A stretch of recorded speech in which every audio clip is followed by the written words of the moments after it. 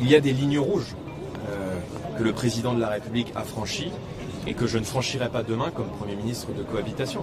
Je suis opposé, à la différence du président de la République, à l'envoi de troupes et à l'envoi de soldats français en Ukraine.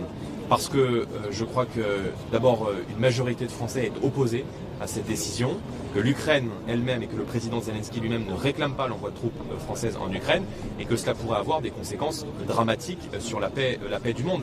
Moi je refuse que la France soit embarquée directement dans un conflit avec une puissance nucléaire qui pourrait avoir, de ce point de vue-là, des conséquences dramatiques pour la paix du monde et la stabilité de la région. Vous avez dit que vous souhaitez de ligne avec Marine Le Pen sur cette question. Vous avez beaucoup changé de point de vue, notamment sur l'OTAN.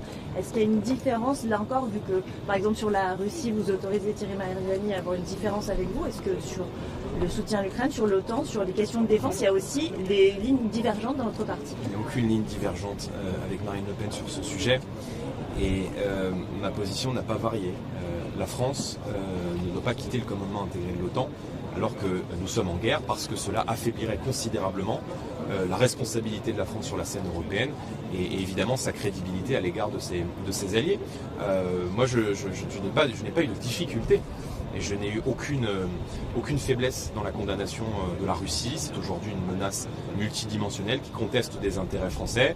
Elle conteste des intérêts français et menace notre sécurité sur des zones d'influence historiques comme l'Afrique, en mer Noire à l'égard de nos troupes, mais aussi en Outre-mer où la Russie a pris fait et cause pour les Comores face à Mayotte.